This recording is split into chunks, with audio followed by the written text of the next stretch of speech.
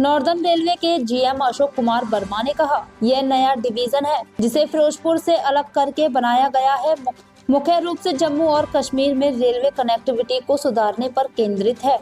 यह division 742 kilometre के क्षेत्र पर कवर करेगा, जिसमें USLBRL परियोजना भी शामिल है, जो एक बड़ा उपक्रम है। पहले फिरोजपुर डिवीजन काफी दूर था और किसी भी योजना या क्रियान्वयन के लिए फिरोजपुर जाना जरूरी था। जब भी कोई नया रेलवे डिवीजन स्थापित होता है तो इससे कई फायदे होते हैं, जिसमें पर्यटन को भी काफी बढ़ावा मिलता है। जो नया जम्मू डिवीजन बना है, ये बेसिकली फिरोजपुर डिवीजन से कुछ एरिया अलग करके बनाया गया है। इसका मुख्य फोकस जो जम्मू कश्मीर की रेल कनेक्टिविटी है उसके ऊपर फोकस करना है। तो ये जो डिवीजन बनेगा, इसमें करीब 742 किलोमीटर का टोटल सेक्शन आएगा।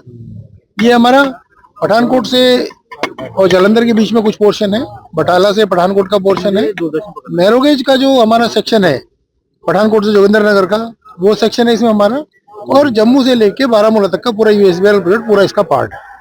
और जम्मू करीब करीब सेंट्रली लोकेटेड है, जहाँ से सब तरीके एरिया को यहाँ से हम कवर कर पाएंगे। USBL प्रोजेक्ट इसका बहुत बड़ा पार्ट है, और USBL प्रोजेक्ट को जब कंप्लीट होने की सिचुएशन में आ रहा है तो ये देखा गया कि हमारा फिरोजपुर डिवीजन बहुत दूर पड़ जाता है यहाँ से, चाहे ऑपरेशनली उसको देखना हो, चाहे यहाँ पे यहाँ की प्लानिंग करनी हो, चाहे यहाँ के लोगों को किसी काम के लिए DRM ऑफिस से कनेक्ट करना हो, तो फिरोजपुर उसके लिए आइडियली सूटेड नहीं है। तो जम्मू इस वजह से ये डिसाइड किया है। जब भी कोई रेलवे इंफ्रास्ट्रक्चर डेवलप होता है तो उसके बहुत सारे इम्पैक्ट होते हैं। अगर जैसे पहले आपने देखा कटरा तक रेल कनेक्टिविटी हुई, तो बहुत सारे जो टूरिज्म को इसमें डेवलपमेंट होता है।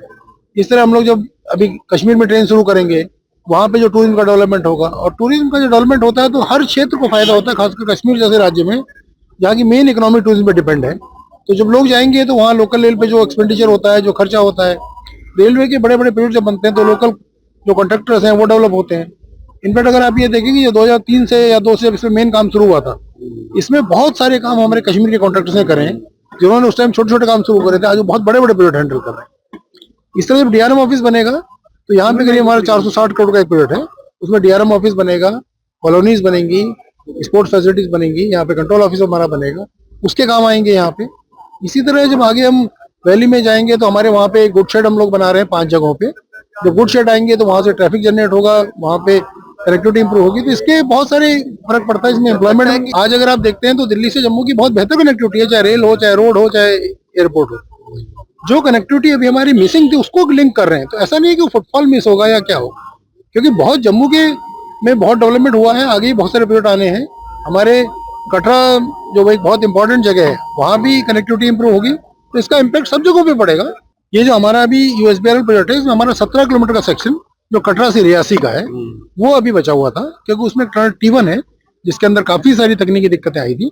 अब वो काम पूरा हो गया है, और अगले 2 दिन में 7 और 8 तारीख को CRS जो है उसका इंस्पेक्शन करेंगे। ठीक है।